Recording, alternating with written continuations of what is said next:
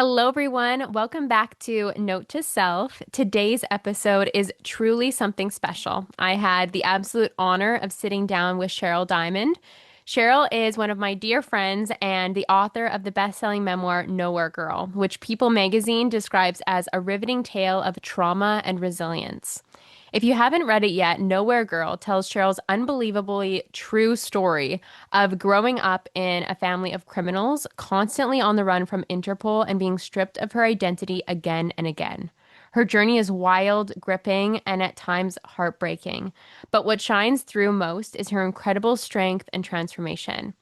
In this conversation, we go far beyond the headlines. Cheryl opens up about her healing journey, how she broke free from the past, and what it truly means to live an authentic life. She now works as a personal coach, helping others reframe their stories and reclaim peace, purpose, and self-trust. This episode is for anyone who's ever felt lost, disconnected from their story, or unsure how to move forward. Cheryl's wisdom is a powerful reminder that no matter where you've come from, you can create a life that feels true. You can create the life of your dreams. So grab a cup of tea, get cozy, and let's dive into this powerful conversation with Cheryl Diamond. Cheryl, I remember the first time that we met in person, and we met via mutual friends in Rome, and you had sort of hinted that you had a very interesting background story and that you were working on a book. But I would love it if you could introduce yourself to my audience here in your own words, because your story reads like a thriller in ways, but it's your truth. Of course. Thank you for having me. I'm very excited, as you know, to be here. And yes, at the time that we met, I was still working on finishing my book, actually. And since then, it's been published. And basically, it tells the true story of how I grew up, which was in a family of criminals who were on the run from Interpol. And unbeknownst to me, I was born into this. So the bizarre thing about my story, well, there's many bizarre things, but was that that seemed normal to me when I was growing up because I was the only family member who was actually born into that. And I had written other books before, but I really felt like this was the story that I was meant to tell. And I had been avoiding it in some ways because I knew it was going to be hard to do also. And in fact, it took me 10 years to write because it was very emotional and a bit like doing autotherapy on myself. But I thought it was such an incredible story because it spans 5 continents and 30 countries. And by the time I was 11 years old, we'd had more than five fake identities. We were constantly switching passports, new name, new country, new backstory every time. And having your identity erased like that also gave me a very unique perspective on what identity means, really. And because that's in the end something we all have to define for ourselves, even if you have a more normal childhood. There's still so much expectation placed on who you are to become or what other people want you to be. And having my own identity erased so many times in very extreme circumstances made me also really want to write this story for everybody, not just people who had very difficult upbringing. Yes, your book is so powerful. To this day, I have read hundreds of books, and Nowhere Girl remains one of my all-time favorites and one that I consistently recommend to people. It's not just a book about self-discovery, healing, identity, all the self-improvement stuff that I feel like a lot of people on this podcast or listening to this podcast might be inclined to read, but it's your truth. And it's such an empowering read because you can tell through you recalling your journey to us and sharing that so vulnerably that you're alchemizing your past as you were creating that. And there's so much power in that. Like you really feel the energy in that book. When I first started it, I read it in a day or two. I could not put it down, Cheryl. I cleared my schedule and I was like, this is all that I'm doing. Like I cannot put this down. I was like, even when I had to stop and take a lunch break eating, I would still be reading the book because I was just so engaged in it. And I want to ask you, at what point did you realize in your story that the life that you were living wasn't your own? When did you start to come to terms with that identity shifting? That's a very good question. It's also why I wrote the book in real time. I made the choice to, it's always in the present tense. It starts when I'm 4 and goes up till I'm 30, but it's always as if it's happening right now, because I wanted the reader to understand that it's a gradual dawning. It's not like all of a sudden one day you wake up and everything's clear to you, because that's also something the self-help industry sometimes promotes, which I think is unfair to people who are trying to heal, because the real realizations and progress is often messy and gradual. And I wanted to also represent that. Um, I think the big moment for me was around the age of 21. Mhm. And it's interesting that it occurred at that age. There were many realizations before that, obviously, where I realized, my God, what my parents are doing is not just wrong or bad, it's morally wrong.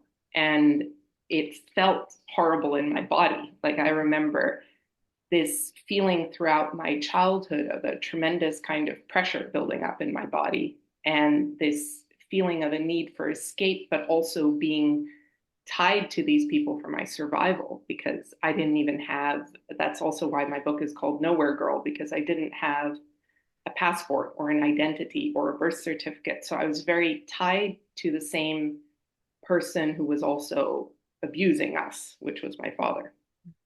And so it creates also complex compartments in your own mind where, and I think a lot of people who've been through difficulties or abuse can relate to this, where you know the truth perhaps, but because you have to, or you think you have to stay with that person for your survival, you justify it and you create compartments and you create a kind of excuse for their behavior, because at the time, either you're powerless, or in my case, I was a child and I had nowhere else to go. There were no other family members or friends. We were kept extremely isolated by my father.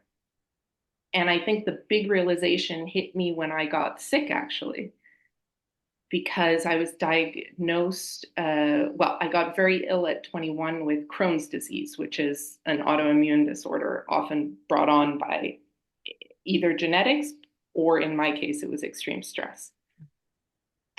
And the fact of being bedbound and not being able to be so career focused anymore, which was kind of my escape and my way of dealing with things, was to always be on the go and trying to make things happen and save my mom more.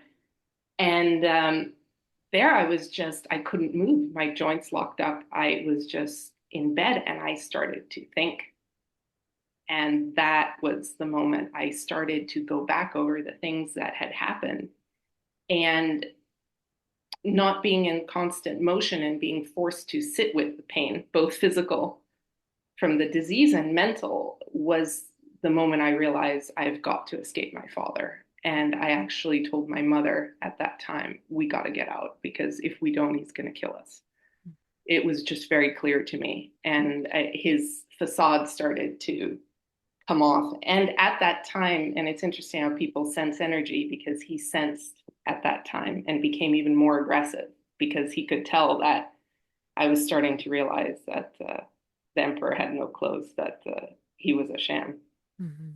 Yeah, you are so brave, Cheryl. You are so resilient. And I just really want to acknowledge you for sharing so vulnerably and thank you for sharing with the audience here today. And thank you just from the bottom of my heart for sharing everything in your story that you have, because just hearing you talk about it, even though it's not something that I've directly been through, you can just sense that cathartic release when someone else does heavy lifting, like you've done heavy lifting for so many of us who have experienced abuse in our lives.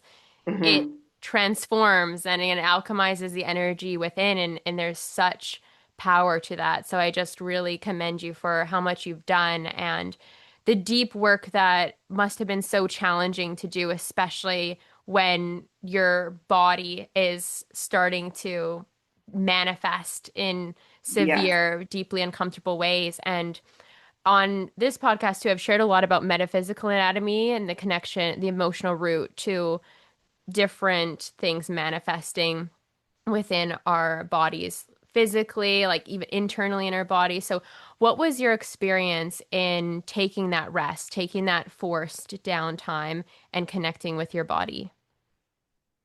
Well, at that time, it was not a good experience because I didn't have medical insurance and I was in the United States. So I didn't was not able to go to doctors. And so it was a time when the disease worsened very rapidly and got out of control, and there wasn't really anything we could do about it at the time. So um but although that was very rough, it was also the reason that I think if it hadn't been for my disease, I would probably have kept running from it in my mind for a lot longer. Mhm. And I I would not wish that physical pain I went through on anyone, because it was also, I feel like that also did a lot of emotional damage that took a while to get over because it was a 15-year illness. It just took so long and without the right medical care. But it was like a trial by fire where, as much as I didn't want to see the truth about my father or my parents or the things that had happened, it it just absolutely forced me to. I mean, it was that, or I think it faced me with a choice to either become myself or become like my father. Mm. And those were, and it would have been much easier to, and much less dangerous to not escape him. Um, but I can only describe it. It was like this burning fire in me. And it doesn't surprise me that it manifested as Crohn's disease, which is a huge inflammation of your gut, which is also your emotional brain. And I'm a big believer in, also when I coach people, in somatic healing as well. Like a big believer in it, because I think that's where we store so much of our trauma. I know I obviously did because that's how it manifested. Mhm. And yeah, so I think Crohn's disease forced me to realize things that no child wants to realize about their parents, Mhm. about how they were raised, about their siblings. And but it was also the start of me taking a stand and truly breaking free from my father, because that was the catharsis when I then took my mother and we fled, actually. Yes. Yeah, it's so, so powerful. And it's really challenging to be in those circumstances when the body is debilitating you or putting you into like a really t tight spot where there's that Yes. forced transformation that needs to happen. But just from hearing your story, like you have risen like a phoenix from the ashes. You took all that energy and you've transformed it into something so healing and so beautiful for people.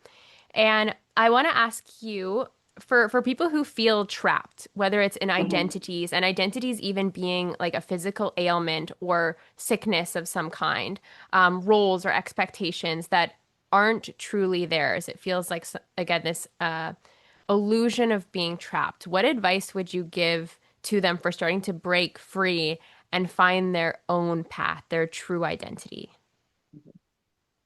There was a doctor who told me something when I was 26 and I was very sick in the hospital. He said, maybe it's time to make friends with your pain. Mm. And at the time, I was very annoyed by that because I thought, my God, I've been suffering here for 5 years. It's unbearable. It's give me a pill, give me something to fix it. And, but I considered it after, and it was helpful to me because I think it's the same as forgiveness in a sense. It's it's a concept that's often, I would say, misdefined, that people think forgiving means to pardon what somebody did to you, to say that that was okay. In my book or in my mind, that's not it at all. It's cutting the cord that keeps them connected to you Mhm. and taking away the power that they have by me being angry about something that happened to me. And the feeling of being trapped either by physical pain or mental anguish is often us not willing to let go of something.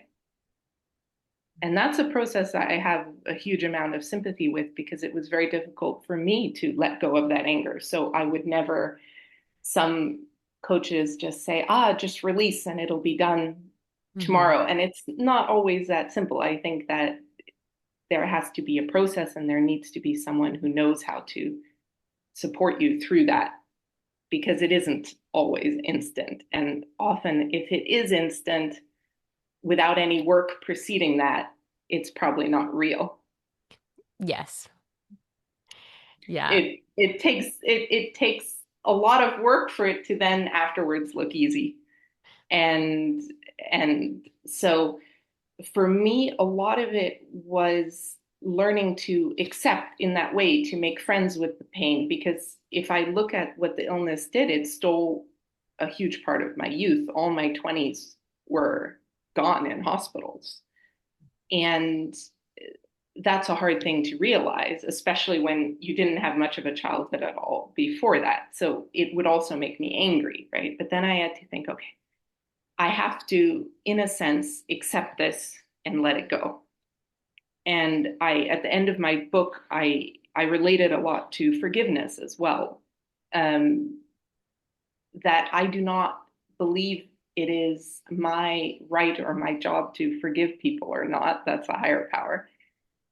But it is up to me to release the power that that has over me. And so if I am feeling trapped, if I am feeling, to say, okay, I feel trapped, that's fine. But each day to try to understand it a little more. And I think curiosity helped me a lot because often the trap feeling is something we don't want to accept. It's something we don't want to see or have to see about ourselves also. And in letting my story go, I learned a lot about the fact that I'm stubborn, that being someone who has a strong sense of right and wrong, it was very hard for me to accept things that were glaringly wrong. And having grown up in a family also that had no contact with the outside world, my father was very good at messing with our perception of reality, which was very damaging because he was the king of gaslighting, of doing something very wrong and then making it seem like I or my mother was too sensitive for reacting to it. Mhm. And that creates a lot of inner rage when you later look back on it and realize we were in the hands of a psychopath. And I was blaming myself for, like, I spent a lot of my childhood feeling guilty for being too sensitive or too weak for crying or something like that. So, personally, for me and what I see with a lot of other people, it's not saying that what happened was okay because it's not. Mhm. And no one ever has to force that on any of us. We never have to say that that was okay. It's more to I thanked a lot my past self for just having survived it. And we don't often give ourselves a pat on the back. We just think, oh, we could have done better. We could have got out earlier. But I thought, wow, you were a little kid and you got out. And it started with self appreciation and the realization that I was never going to get out of feeling trapped or feeling blocked by treating myself the same way that my abuser did. Mhm. Yeah, that And we often slip up there. We think being mean to ourselves or pushing or yelling and not being satisfied with our progress is how going to help us progress. But that's actually what got us into the mess in the first place. And curiosity and softness is actually the way out. Yes. Yeah, it reminds me of something I say often or share with clients is if being hard on yourself worked by now, it would have worked. And so Exactly. in that realization, then we can start to soften. And it's in that softening that we start to come into greater union with ourselves, be our own best friends. And it's interesting how that started with your doctor saying it's maybe time to be friends with your pain. And of course, that would be so triggering to hear. I mean, I've been in painful situations myself, and I can only imagine the button that that would push in that moment. But it's It did. I was true. infuriated, I remember. Yeah, but it's beautiful that it set you on that journey of starting to Mhm. connect with yourself in a much deeper way, and in that way start to get to know who you truly are from that heart space of just softening, listening, being curious, and then starting to acknowledge and validate yourself for everything that Mhm. you went through. And I want to ask you, Cheryl, because you've been through many different lives in one. I mean, even having different passports, different identities. You've lived Mhm. multiple different lives in one. So how do you personally relate to freedom now? And what's your definition of freedom?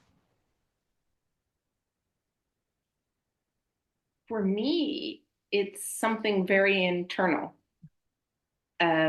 Because also growing up traveling a lot, I've seen people in very different life circumstances. Some people who are very rich, some who would be considered by society to be very poor, but are actually much more free. And there's people who have millions, billions, but they're miserable and they feel very empty inside. So for me, it's very much a mindset. It's it's a way of looking at life and appreciating it and being, for me, freedom is the freedom to be able to enjoy your life, Mm. which is not an easy thing for a lot of people. One, just the daily stresses of being an adult gets in the way. That's normal. But especially for people who have been through challenge or trauma, it's a much more complex question at the beginning, anyway. I think people who manage to overcome what they've been through can have a much richer life in the end, even more so than people who haven't struggled. But the process of getting there is not an easy one. And I felt that wasn't very well represented, which was also why I wanted to write the book. I felt at the time um, there wasn't, I wanted to write the book that would have helped me when I was in my worst state. Mhm. And that would have made me feel less alone and less isolated and encourage people also to speak up about what happened to them because for me that was a big key to freedom. um, and I remember when I was in the process of writing my book, a good friend of mine actually said to me, he said, look, think about it, is this something you really want to publish?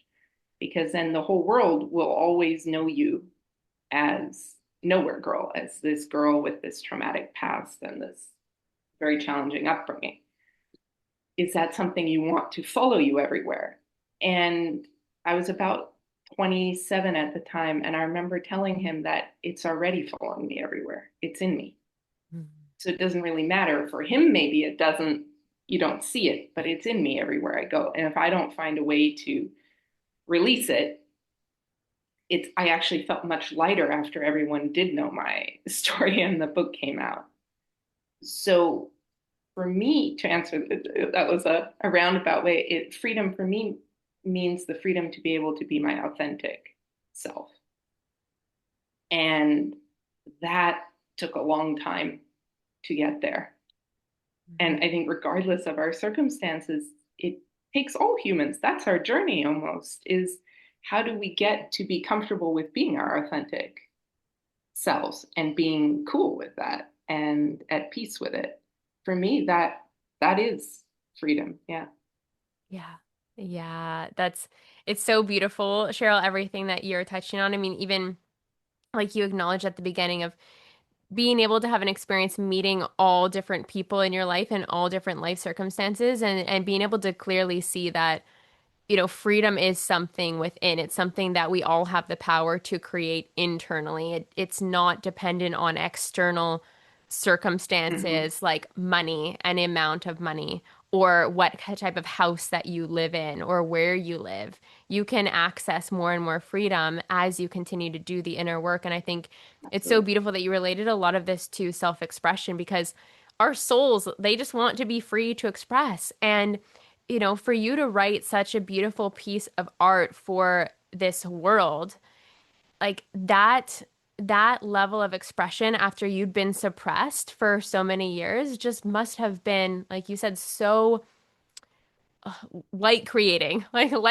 for yourself to just release and allow the light in, but also allow other people to heal through reading your work, to transform through reading your work, to be inspired, to I don't know, just it's so powerful. I mean, I can't even put the alchemization into words, but Thank I'm you. I'm trying to, the energy of your story and what you put out there into the world. But then it gives the opportunity for that lightness to draw on people who are like, wow, Cheryl's incredible. I would have never known like what she's been through, the type of person that she is, the character that she's been building her entire life within her. And that then gives people the opportunity to just shower you in so much love and support because that's what you truly deserve. And it's always been there, but you gave that to yourself first just by saying that, I'm worthy and deserving of writing this out and letting myself be free of it in a way.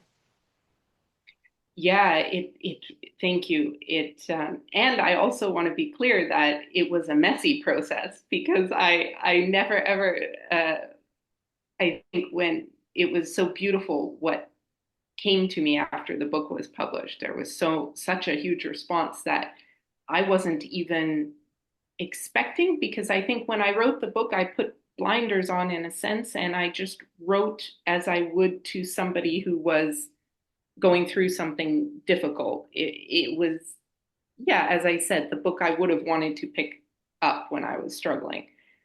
But what I loved most about the response from people was that it was wide reaching, and that was my goal because I wasn't writing an outlaw story or just a story about us evading Interpol or the crimes that my father committed. It was more at its root a story about love and family and belonging and the search for inner freedom. And it was amazing when the book came out that I saw people from all walks of life, all different ages, that they were writing and relating so strongly to it, even though what they experienced was radically different.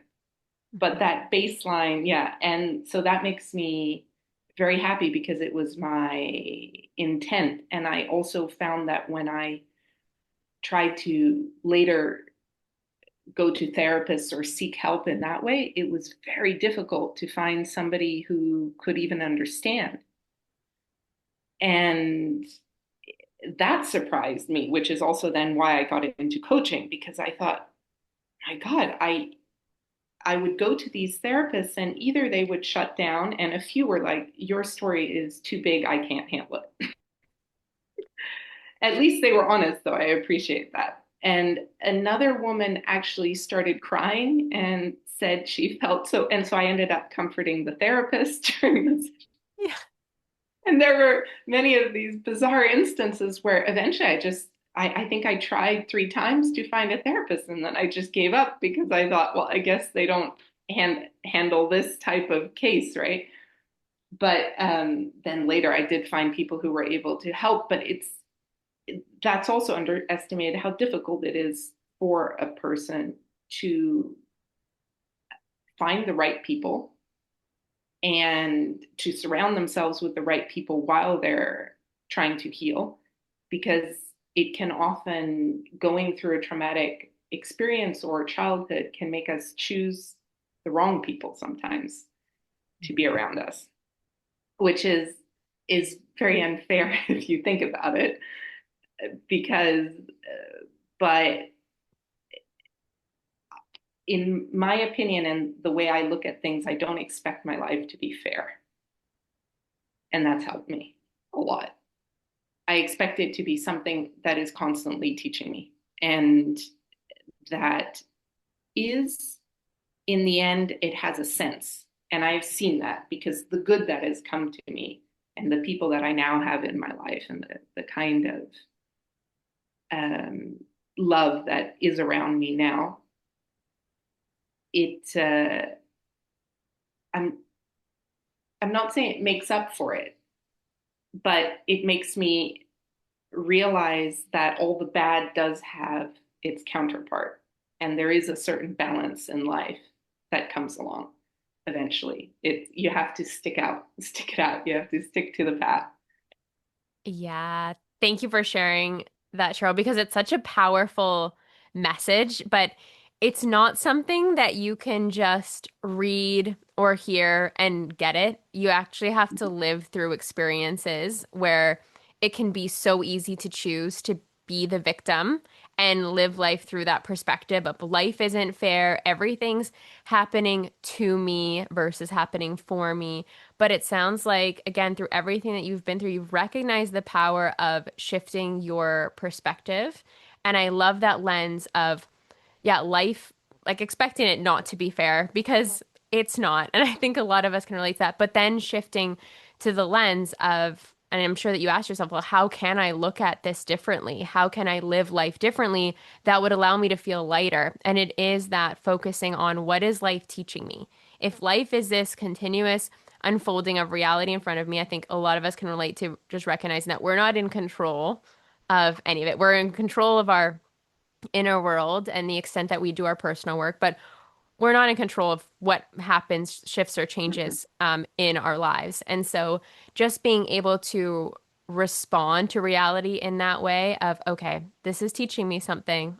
I don't need to slide down and be the victim and hold that heaviness, right? I continue to reach for the higher perspectives of this is trying to teach me something. And every time that a lesson comes through, I'm willing to integrate it. It's such a powerful way to live life. It's truly that growth mindset, but in an embodied, like growth way of being, moving through life as somebody who is continuously having that lens on of what am I learning right now?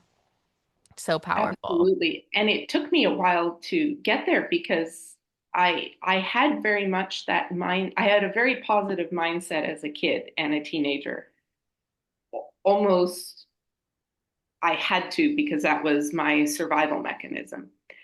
But I'll be clear that I was extremely angry about all of it for a good number of years. I definitely did go down the victim road. Even as I was writing the book, it would bring out a tremendous amount of anger in me. And I would think, why, when I was trying to do everything right, why did this happen to me? And why? And during that time, things didn't work out very well for me. And so it's a thing of experience. It's not like I was able to maintain that growth mindset all the time. I definitely fell off the wagon. And especially when I was very ill with Crohn's, and it certainly made me angry and even furious. Actually, I remember really struggling with it, and so I managed to get back toward the growth mindset because one, I also realized that in that way you're working in tune with the universe, and in the other you're not. And it's almost practical in a sense at the end because I saw that all the anger and rage, it did have to come out because also I don't believe in the kind of positivity movement where things are suppressed in order to act like everything's okay. And I do think that the anger and rage needs to manifest itself in order to move forward.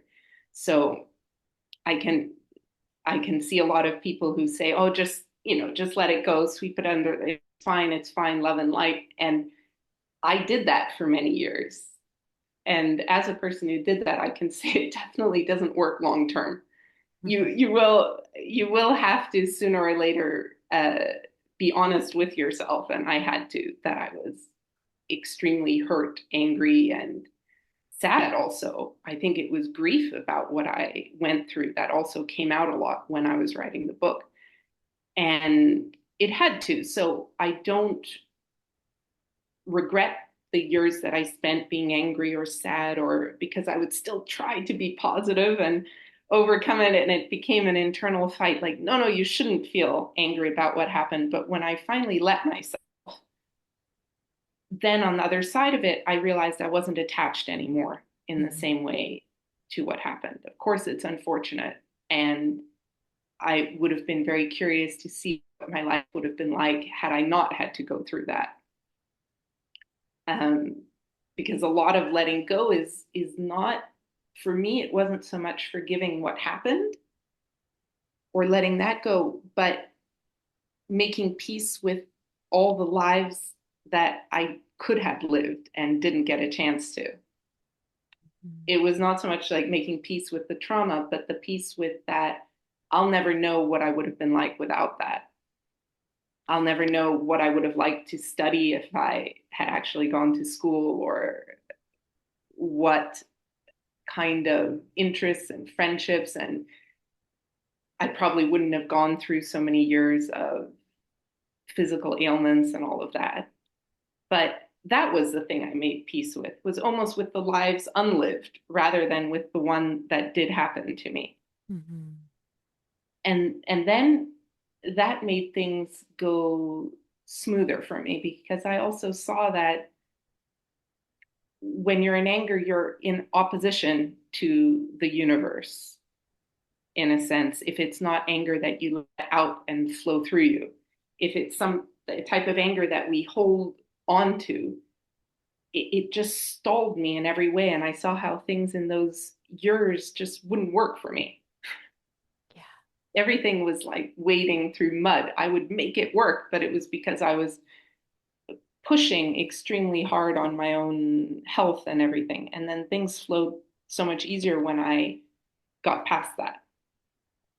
Yeah, that such a powerful message, Cheryl. And I know that you coach people and you work with people and support them in somatic work too, and Yeah. processing these emotions through their body. And it's such a key part of the journey. And I think a lot of us that grew up in this generation, there has been that just stay positive, just, keep a smile on your face.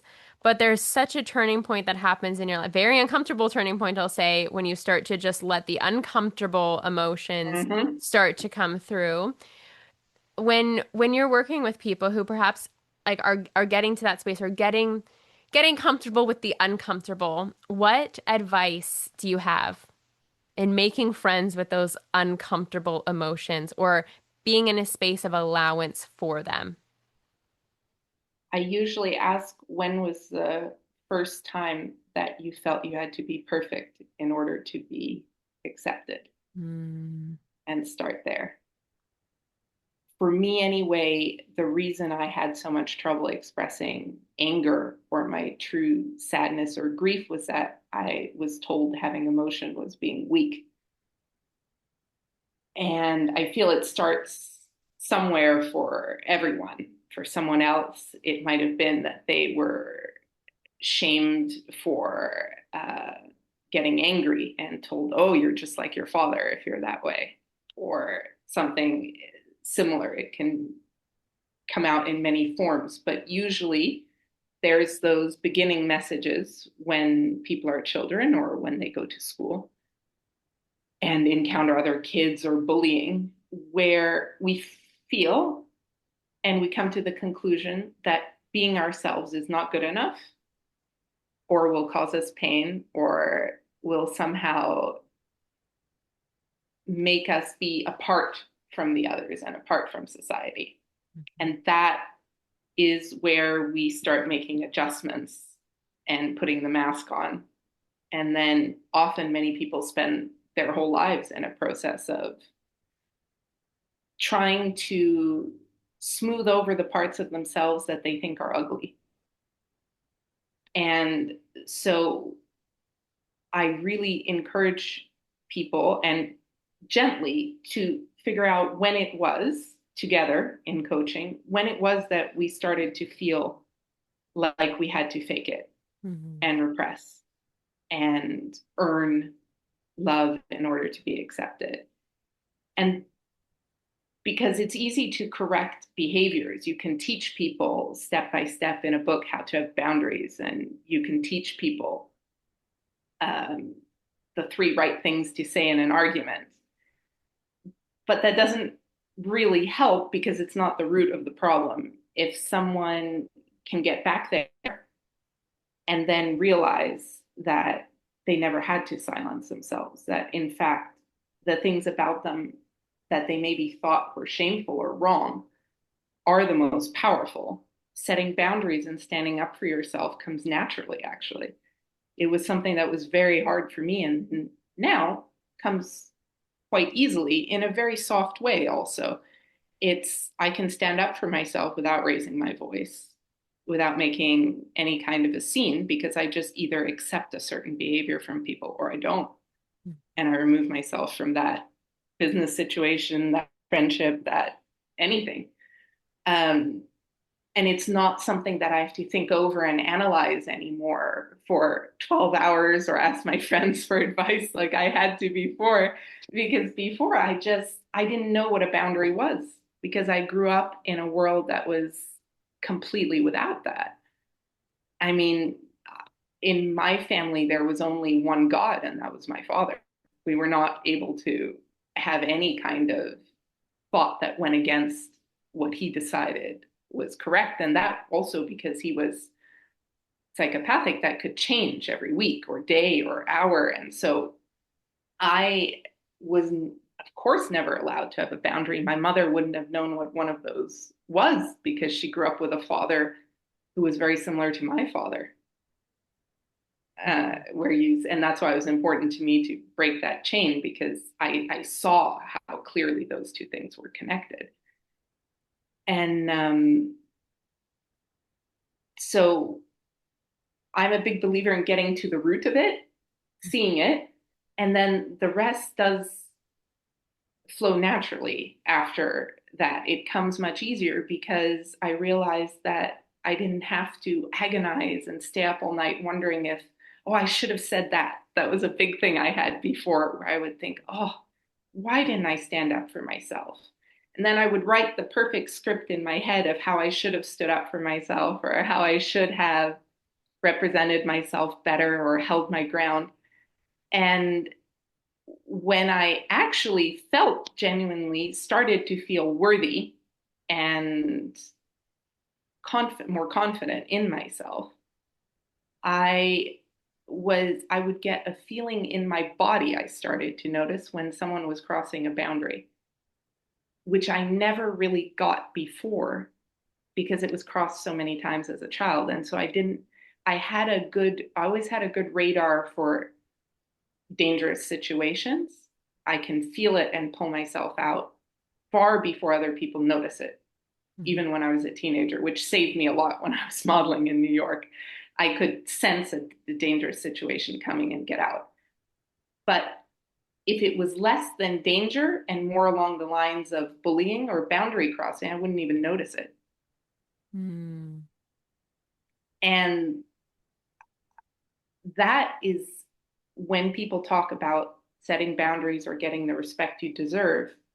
Often I feel what's not talked about is do you really feel it in the moment, or is it something that we realize afterwards and we think, oh no, it happened again? But the reason that we don't feel it in the moment is because we're not in touch with that part of ourselves that is that gives off the alarm when someone is not respecting us or not having our best interests at heart. And I saw a lot in the business negotiations for my book around that after how I changed because and it's not so much that you have to love yourself completely and be completely at peace with yourself, because I'm not even like that today. And I don't think most humans ever are unless you're a guru.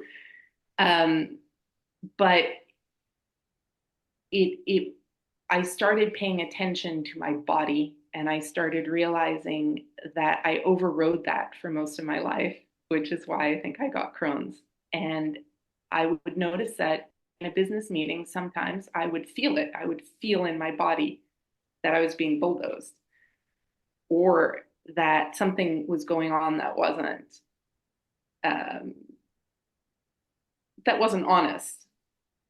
And I would just start forcing myself to question it in the moment rather than staying up all night thinking about it. It started like that. And then slowly I built on it to the point where it's more fluid now. I still think about it probably more than a normal person would who was raised in a healthy household, but I am able to intervene for myself now, which before was not so much the case. Yeah, when we start to take off those masks and we start to awaken to our own potential, we start to connect with our bodies more deeply and feel into those sensations about what feels right, what feels wrong, connect with our intuition even more, and we start to become awakened to our superpowers. So that's one of the trade-offs. I mean, you've got to heal, you've got to feel it to heal it. Feel those uncomfortable emotions like we've chatted about anger and rage, and those can be some of the most challenging to process through your system. But what's on the other side of that is spaciousness, is clarity, is the ability to have discernment and set those boundaries. And I love how you gave us that step by step of it. Starts with just, okay, recognizing there's a feeling here. And I'm going to start asking questions. I'm going to Exactly. start stacking my confidence, the ability that I have in myself to figure things out as I go while I'm also connecting with my body at the same time. And that is Exactly. such a superpower because, yes, it saves us from the overthinking. I think so many of us can completely relate to what you're talking about of like, I could have said this and that. I mean, even now I know And that. why didn't I? And all of Yeah. those, yeah. I'm And it thinking still that. happens to me sometimes, so it's completely normal. Yeah, yeah, yeah. Yeah, but it's powerful to, I guess I'll acknowledge that too. It's powerful to have that awareness of the self because there's such a strive to continue to learn and evolve. Like, okay, what could I have done differently? And I'm going to grow from this. And next time I'll say this. But it's the key action steps that you shared with us that I think are going to support so many people who can completely relate to like, something doesn't feel good in my body. How do I learn to start connecting with that in real time as I'm having conversations with people, not let it blow up or become reactive, but simply start to take those steps that have me feeling empowered and powerful with the direction that I'm going by keeping myself safe and secure and not letting my boundaries sway. Exactly. And for me, it wasn't at all perfect at the beginning. As you said, what I started doing was asking questions when I felt uncomfortable, to ask people, even very simply, what did you mean by that? Yeah, that's a And big one. right. And it sounds like a small question, but it's actually was a huge one for me because it's non-confrontational enough that it allows people like me who didn't weren't allowed to have a voice to start. Mhm. And I started using that in meetings when I felt like I was starting to be pushed toward making a decision that I wasn't comfortable with, or I didn't know if I was comfortable with it. And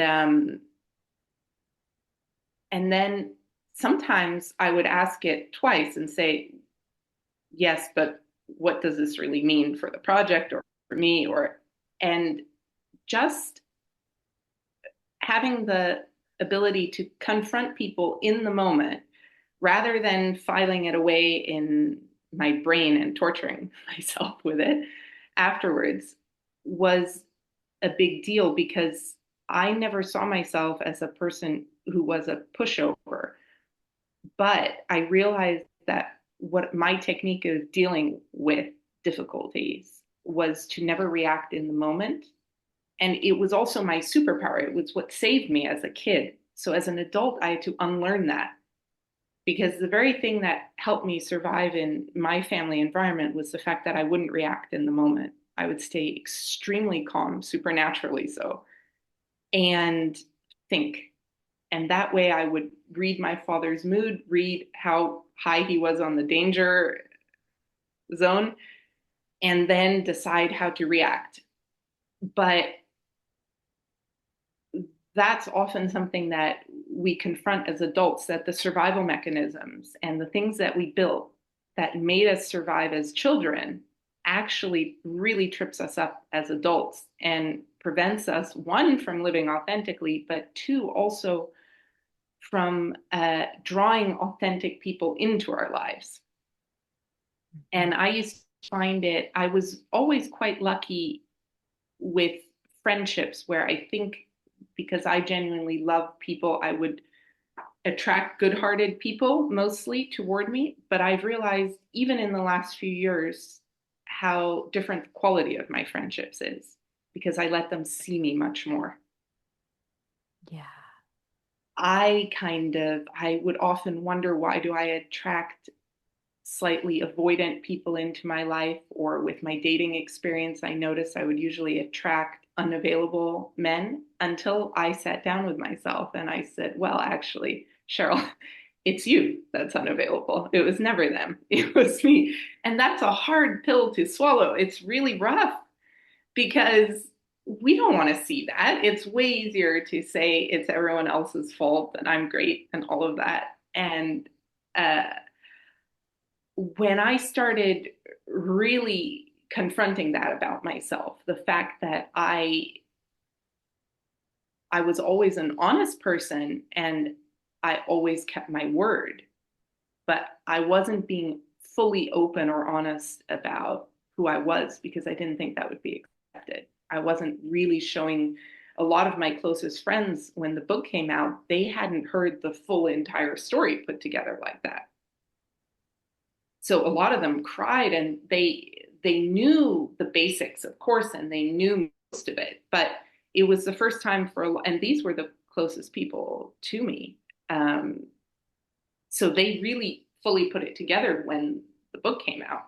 And I remember one of my best friends, she said to me, why didn't you tell me everything? And I said, oh, I did in bits. And she said, well, not fully. I don't think I got and and it was after the publication of my book that now I'm very open about my story. It's something that I think in a way is something I used to hide and now I think is a great test of uh, other people to see how they react, and not test in a sense of judgment against them in any way, but I feel like I open up very quick now.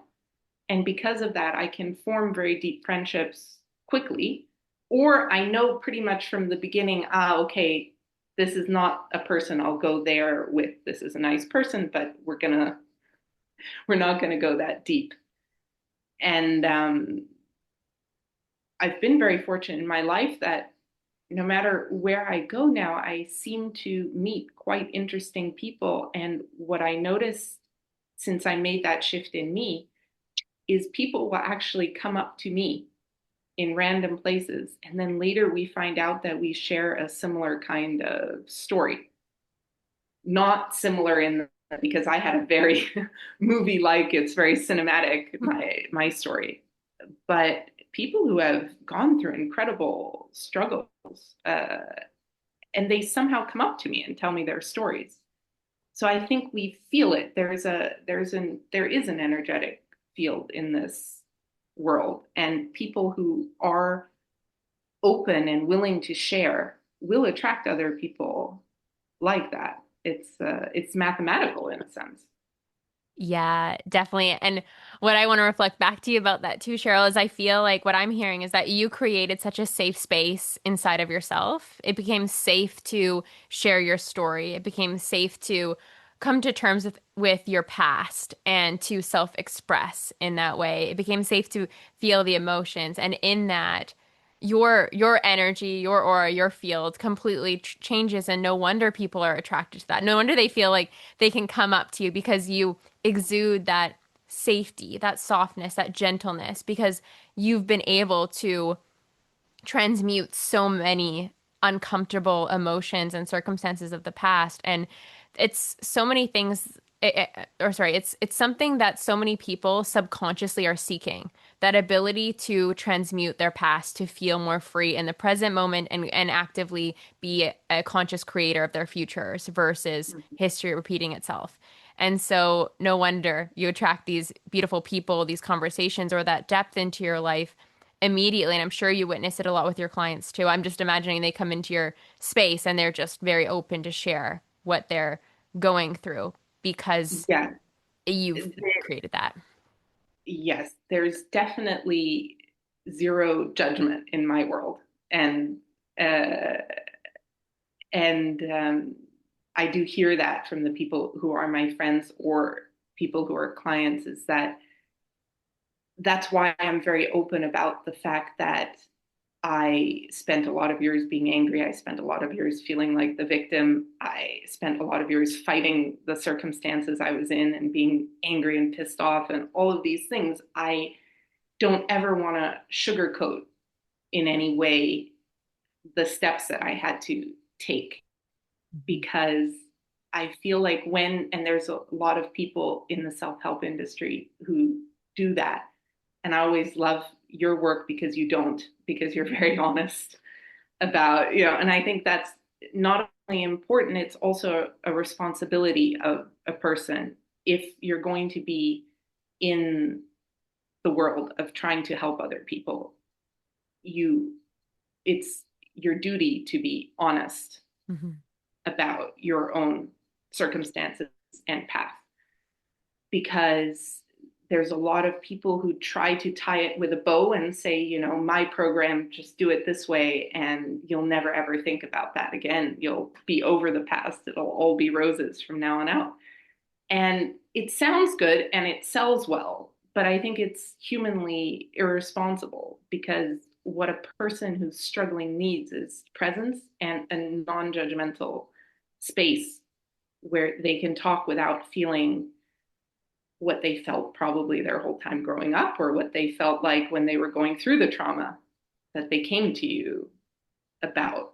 And and part of being non judgmental is being honest about the fact that I was never perfect and I have fallen on my face many, many, many, many times trying to get to a place where I can live peacefully with my past. So I want people to know that, because then when they're taking the steps and they have a little wobble or they fall back down 3 steps, go up 4, back down, that no one feels like they're failing, because it's not linear, and that is often how it goes. So first, with clients, I try to first that they understand that whatever they say is safe and fine, and that there is zero judgment, because I've probably been through that or felt exactly the same thing or worse at some point. And then that already, I feel, creates a lot more space and freedom to work through things. Already feeling like the person you're talking to is not a perfect celestial being, but like another human being who knows what it's like. And then you say, okay, let's as a team work through this. It's nicer, I feel, to have a teammate rather than a shaman or someone. Yes. Yes. Yeah, definitely. Because we're all human. And I think that's one thing that can trip a lot of people up is thinking that if they're going to write the book, if they're going to sign up for a coaching program and start to shift their career in a way that supports people, they think they have to have it all figured out. I think Yeah. that there's got to be more life experience, that they can't have those stumbles and falls. But it's in that. Like I call it like stumbling around in the sandbox. Like when I'm trying to figure something out in my life, when I'm healing something, it's like, okay, I'm just building a castle. I might demolish it. I'm trying to figure it out. And then, okay, I can pop out of the sandbox and I can be like, listen, this is where I was, and this is what I learned from it, and this is what I built from it. And now I'm on the other side of it. And it lets the people know, whether they're listening to the podcast or YouTube or clients, but it's like, okay, I'm speaking to someone who is consciously actively growing through whatever happens to them. We'll all go through different things, but we'll all feel the same and very similar emotions about them.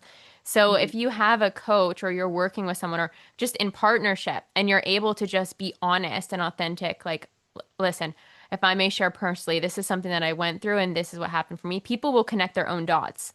And that's the Yeah. power of coaching or being in this space and being willing to be authentic and vulnerable because as you share your story, which may be completely unrelatable to somebody else's path, there's going to be similarities in how you felt. And when you're authentic and vulnerable, you're speaking to how you felt, how different situations affected you internally, and how you grew through that, evolved through that, shifted your identity through that. And that's what really supports people because whether or not they're aware of it, they're witnessing that light, that transformation that can happen from being in a very uncomfortable, energetic space to feeling liberated and feeling like on top of it again. And we'll always go through those cycles as humans. So the authenticity is such a superpower, and it's like exactly what you said. It allows people to come to you and just know that there is no judgment because we've all been through it and we all will continue to go through different cycles in life. Hmm. And it's so important. I saw that with a lot of therapists that they were not able to hold that kind of a space, um, because it's one thing to study many years and get a degree, and they're highly intelligent people. It's another to have lived it. Yes. And in fact, the only therapist who was one who was really able to help me was one who had actually grown up as a refugee Oh, wow. and had to flee his country when he was 9 years old with the responsibility of his mother and his newborn brother. So he had a very similar story. He had to like live off a fake passport for a while and basically the weight of the world on the shoulders of a 9 year old. And that was the therapist who was able to really move me forward and help me. And more as my life goes on, I put so much value in life experience. And that's not to say that the studying is not amazing and wonderful, but they've got to have the experience Mhm. because I was so many times trying to get help from a person who was not even able to handle hearing the story without getting nervous or breaking down, or almost they would shift into a judgmental space of like, well, how did all this happen and how, and it takes someone who's been through the darkness, I think, to help you out of it. Mhm. Yes. That's why it became important to me to coach after the book came out, because if if you can, as you said, alchemize what you've been through into something that helps others, it's actually, it becomes to me a kind of gift, right? It makes me really happy when I see clients make progress and when I see people feeling better and starting to just be more unapologetically themselves. It's a wonderful moment. It makes me so happy because I know also from my story how good it feels when you get to that place. So I love it, and I think um, one of the most healing things you can do if you've been through something difficult is find a way, anyway, of giving back a little bit. Yes. Yeah. Especially, I remember at the beginning of this episode, you're talking about writing your book. You wrote it almost like a younger version of yourself so you wouldn't feel so alone. It would be for anyone who felt the way that you did when you were younger, so they wouldn't feel so alone. And as soon as you said that, I was like, that's why I shared or started my YouTube channel was I just wanted to start to connect with people and support other people out there who might feel alone or might not feel like they have their community or people that they can relate to. And I think it's such a beautiful way to alchemize the past or to start sharing from that space because that's when you truly access authenticity. It's not what are other people going to think? It's not performative in nature. It's just you know that younger version of you or you know previous versions of you. And if you can start to speak to them through your Mhm. words, your expression, whatever that might be, it's truly so healing and it's pure and it's authentic and it's what yeah, can draw other people to you or your people to you when you start to share. And I feel like from your message of life experience, I want to just share with the audience that's a permission slip for you to just go for it, for you to just go have the experience because you're never failing when you focus on the learning that comes from different things, whether it's Yeah. starting a business endeavor or moving to a different place or just really going for it some way in your life. The experience is what starts to shape you and grow you at an accelerated rate. And that's what's going to allow you to step into your gifts so much faster. And as we can see, Cheryl is just beaming with gifts. And I have to say, Cheryl, like I'm just so grateful that we had this moment in time to share with my audience today. And I'm sure that you'll be back here again because I feel like there's I so would much more love that we can it. talk about. I have like Yes. so many more questions popping into my mind. But we'll leave them in suspense for a little bit until For you're next back. time. Yeah. Okay.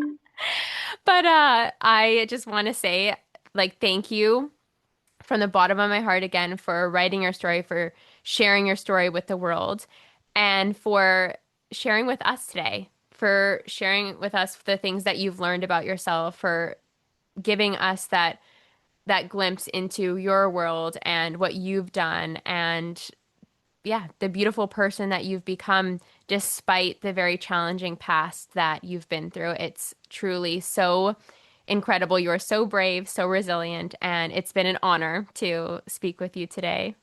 Thank you. Same though. You know, I've always been a big admirer of yours as well. So Aw. it Thanks, was Cheryl. lovely. And I want to ask you because I think one of the key messages in my podcast is always just going after the life of your dreams. What advice would you give to people who are currently on the edge of making a leap for themselves to go after their dream, whatever that might be? That it's just as easy to fail at something you don't love than it is to fail at something that you do. Ooh. I love that. I have not heard that before, and I'm going to sit with that. There's no guarantee that the safe job or the safe decision is actually going to be that safe in 5 years or 10 years. Yes. It Yeah. may not be. This is true. It's just an illusion. It's just the way that one is looking at it. Mhm. Well, amazing, Cheryl. I will leave your links down below, but is there any last words you wanted to share with the audience where they can find more of you? For sure. The best way to get in touch with me is through my Instagram page. That's Cher Diamond. So Mhm. Cher Diamond. And for coaching, DMs there is great. And then my website is CherylDiamondOfficial.com. Perfect. Thank you, Cheryl. And thank you, everyone, for listening. If this episode sparked something within you, please share it, and we would love to hear from you. Have a beautiful, beautiful day.